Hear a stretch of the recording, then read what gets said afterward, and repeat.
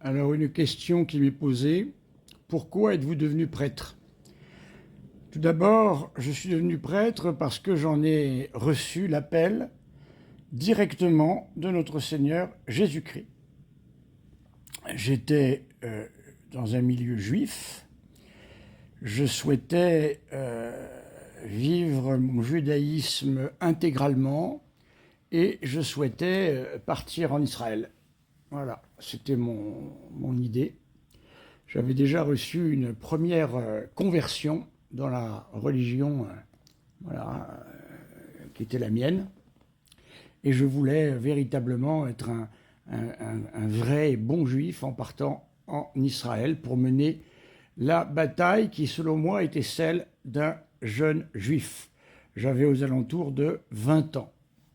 Et le départ, alors que je m'étais déjà présenté à l'agence juive, voilà, mais le départ, je travaillais à l'époque, et le départ a été véritablement retardé par l'arrivée en masse des Juifs qui venaient de l'ex-URSS et qui étaient prioritaires. Et là, alors je ne vais pas entrer dans les détails parce que ça demanderait une vidéo beaucoup plus longue, j'ai reçu un appel intérieur, direct, à suivre notre Seigneur comme prêtre. La particularité de cet appel, c'est que je ne savais absolument pas ce qu'était un prêtre. Je ne savais, et je n'étais pas du tout baptisé, et je ne savais même pas ce que c'était que le baptême. Je ne connaissais rien aux catholiques. Et c'est dans cette situation-là que le bon Dieu m'a brisé le cœur en 1000 morceaux pour venir à sa suite.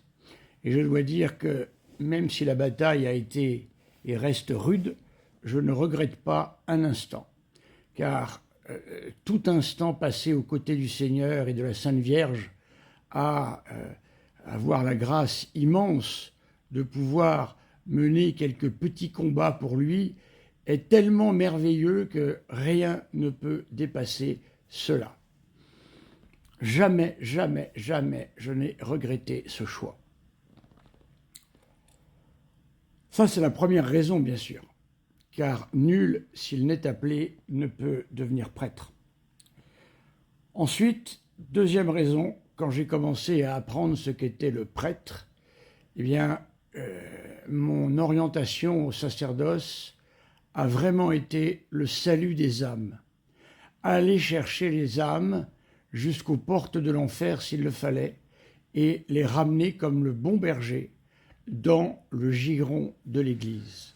C'est ce que ne comprennent pas les gens de la fraternité Saint-Pédis. C'est ce que ne comprennent pas les cédévacantistes, car ils réfléchissent simplement en termes de leur petit milieu et de leur petite fraternité ou je ne sais quoi.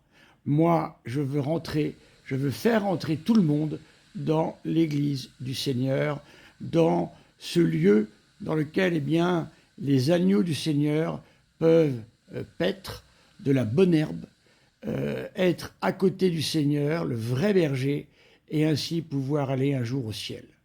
Je suis rongé de l'intérieur par la position de tous ceux qui sont en dehors de l'Église. Évidemment, tous les Juifs que j'ai connus, qui étaient mes frères, et qui le restent, même si beaucoup, même tous, m'ont laissé tomber dès lors que je suis entré dans l'Église et que je suis devenu, eh bien, un traître, bien sûr. Ensuite, eh bien, toutes les pauvres âmes qui se sont laissées prendre à entrer chez les évangéliques, pris par des pasteurs, des hommes avec des connaissances très faibles, mais un gros appât du gain et du pouvoir, et qui ont volé ces brebis de l'enclos du Seigneur. Voilà.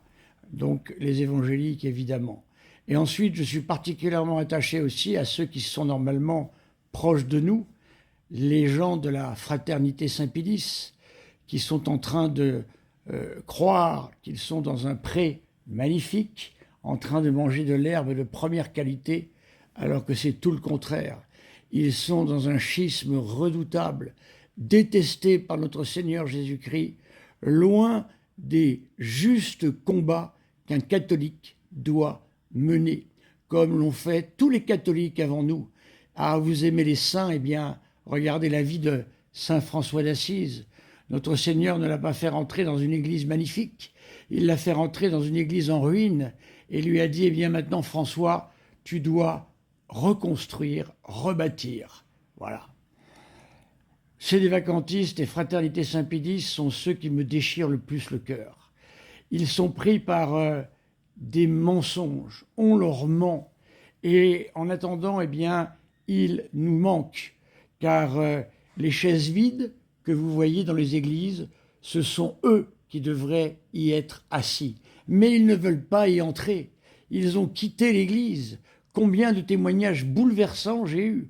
Oh, je ne dis pas que le personnel de l'église n'est pas responsable. Vous connaissez parfaitement ce que je pense. Hein, et ma vie en est un témoignage. Hein, si je le raconterai un jour, vous verrez combien de fois j'ai été convoqué chez les évêques, combien de fois j'ai dû me battre pour faire le bien, pour faire eh bien, des œuvres de jeunesse, pour essayer de faire le bien là où j'étais. Mais ce combat est normal.